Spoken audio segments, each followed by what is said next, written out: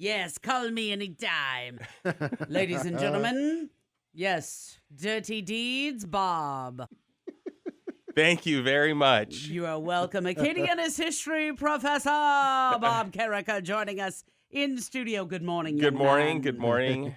How are you? I'm doing all right. You I'm doing all good. right? Yeah. It's Thursday. It's Thursday. Right. I'm looking forward to the weekend. I'm looking forward to going to the farmer's market. You'll be out Marcus there Park. again? Yeah. Yep, selling pasta sauce with my daughter. So I'm definitely looking forward to that. I have class this morning. Yes. So I'm going to go in and You're classy hopefully every impart Thursday some morning. sort of knowledge to a group of 75 eager people. Yeah, Yes. So I'm looking forward to that. Well, sounds like a Coordinating fun the time. Boudin cook-off. Yeah, that's almost here. That's How's that coming up going? in a little bit Yeah. over a month. It's going well. Okay.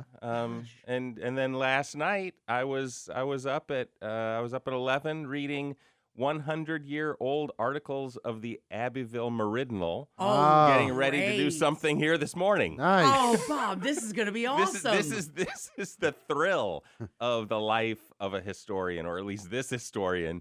Hanging out at 11 o'clock reading 100-year-old editions of the Abbeville Meridional. Okay. Well, it is it's as fun. cool as it sounds. Well, Yes. Let me tell you. You could have been navigating Youngsville's roundabouts at 1 a.m. with a screaming near 2-year-old daughter. Yeah, there's that. There's that. That's what Brandon does for fun, I mean, come on. That's some excitement right there, huh? Well, so it's 11. I'm shaking my daughter awake. I'm Uh-huh. Ella, did you know that on this day in She's probably like, in Dad, don't-" Abbeville that the Oh. Broussards traveled by car to Lafayette?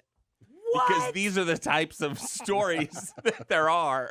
This is so cool, Did though. you know that a little boy was bit by a snake, but he is expected to recover? They're saying, Dad, I have school in the I have morning. to Let me sleep, go Dad." to sleep.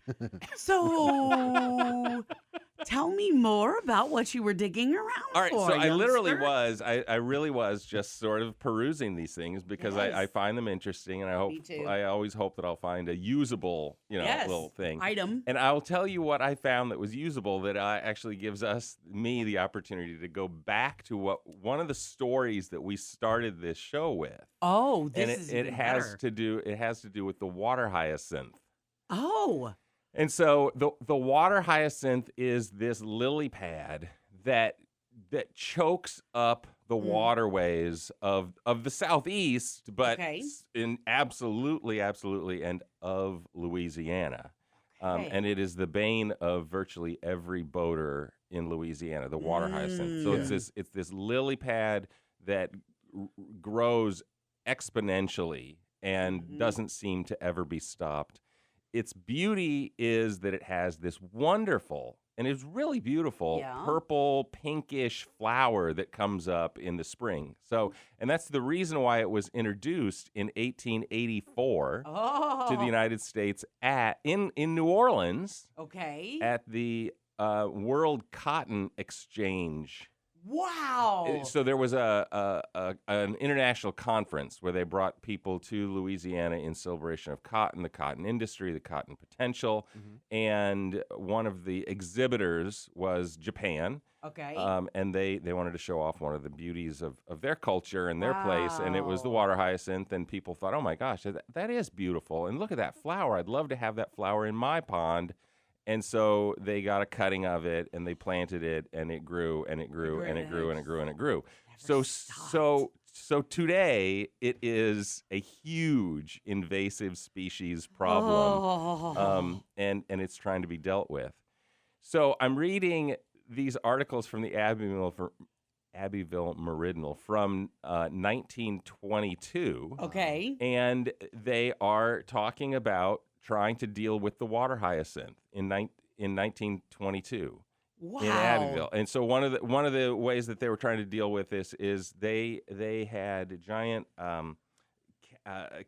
basically nets, and they would drive boats through the canals, through the waterways, and pull all of the water hyacinth out into the bay. Yeah. And then the salt water. So it lives in fresh water. Okay. And the salt water, it would die This in the is salt water. cool.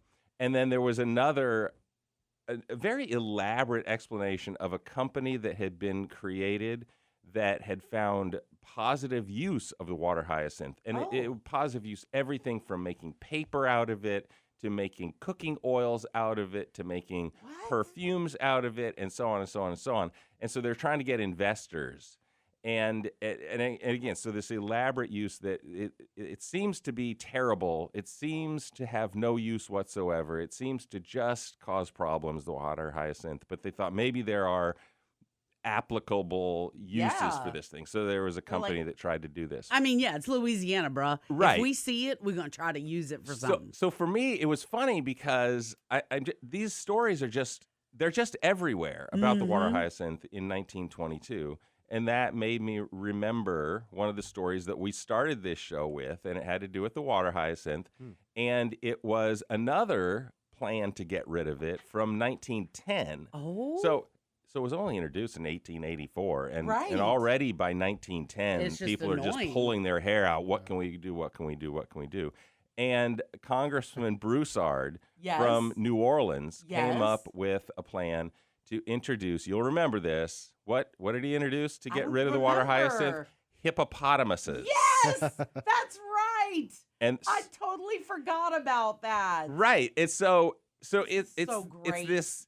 It for me has always been this kind of quirky, odd story about this plan to bring hippopotamuses in to eat the water hyacinth, and in conjunction with bringing the hippopotamuses in to eat the water hyacinth, there was a connected industry, and that would have been a hippopotamus meat industry. Yes. And they were going to very clearly and very deliberately harvest the hippopotamuses themselves and slaughter them and use the meat as we do cow meat.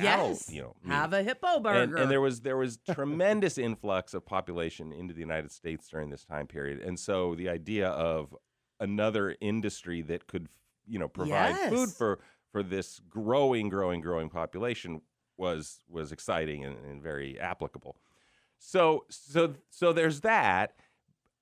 This all caused me to start looking for news articles from the time period about the hippopotamuses. Oh, this is so great. And I found dozens of them. Yes. And what I discovered from this was that it wasn't only a plan to bring hippopotamuses in. What? But there were a whole host of African wildlife species that were going to be brought. Yeah, including the water buffalo as well. Oh. For the same exact purpose. Wow. Which only adds to the potential terror that this would have inflicted upon our waterways. Yes, I mean, can you imagine? Right. What you going to do? I'm going to see the hippos at the Abbeville Hippo and Cattle Festival. Wait, you think it would have stopped in Abbeville? No. I want to be the first hippo queen. I just want to put that out there. I'm a big girl. I'd do a great job. But yes, can you imagine a bunch of hippos reproducing? Right, because they are particularly aggressive, particularly big girls and inclined guys. To attack creatures, right? Yes. So I like to go kayaking. That's one of my leisure time activities. Yeah. And the idea that I would be kayaking in the basin, with a potential hippopotamus snapping my kayak in two is pretty scary. That's pretty terrifying. And then if you add that there might be water buffalo that would then chase me down with their horns, it goes from there. But they were going to bring the birds in because there are birds, tick birds. That would that this congressman recognized sat on the backs of the hippopotamuses and ate the ticks off of them. And he said, "So look, the Louisiana cattle industry loses $10 million a year. This is 1910 from tick illnesses on the cattle. So if we could bring these birds in, then this will help out." And it comes from a time we're very sensitive today to the idea of invasive species. Sure. And because they can end up wreaking havoc. But part of the reason that we're sensitive to it today is because we've learned so many lessons from the past when they actively thought, "Oh, this is great. Let's bring it in. What could possibly go wrong?" And frequently something things go terribly wrong. wrong. Now, I don't know what the larger, lesson is in all of that, because it's pretty hard to stop the expansion of humanity and all that's on the planet. But in this particular case, so yeah, it was the water hyacinth. It was a problem that was introduced in New Orleans in 1884. It immediately became a problem. I had my children sing that song.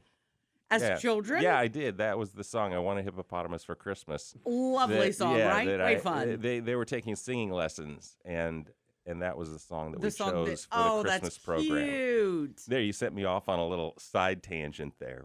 I have to. I must. Y'all are making me feel young with that one. At any rate, that the plan to bring the hippopotamuses in clearly didn't happen, and it didn't even happen on an experimental level. Yeah. In part because the cattle industry blocked the effort to get funding for this in Congress. But what if they hadn't actually done that? Oh, this is such a great story. So this was my fun last night, and this is where the rabbit hole that you always mention led me. You realize I have taken copious notes. Oh my gosh, you've taken and notes. Do you know why? No, because why? I will go back and look at all of it. Oh, I'm going to read all of those articles. I will do the rabbit hole shall be then very I want to awesome. know. It's definitely worth doing because I mean it can only give a snippet here, and if people search the newspaper articles out themselves, they'll find it and they'll see it, and there's more detail to it than just this. And what really comes out if you're reading the newspaper article are all the sort of proclamations, the over-the-top proclamations about how wonderful this will be and about how wonderful the flesh of the hippopotamus is and how pure white the blubber of the hippopotamus is. And great for probably oil for lamps. oil lamps and cosmetics and all of these things. And so they tout every single component to it. It's not just some one paragraph idea. Hey, maybe we can bring some hippopotamus in. No. It's somebody is trying to absolutely sell the idea. And for it a sounds penny, good, in for a and it pound sounds of the hippo. bad, right? You bring such wonder and excitement and fun and these great snapshots in history. Thursdays are awesome, Bob. Thank you. Fantastic. For coming here and doing this. Please never leave us.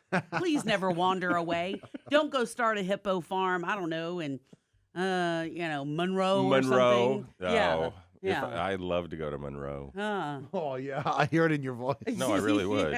No, please. Is there like history there? I don't know. Okay. I would that would be cool. Okay. He has lost his mind officially. Lord. No, I haven't. Ladies and gentlemen, Acadiana's history professor, Bob Carriker, as always, sincerely, from the bottom of our hearts, thank you for always enlightening us on Thursdays. It's absolutely a blast. It's worth staying up at 11 o'clock reading the Abbeville Meridional. Yes, and thanks for not texting and or calling us at that time.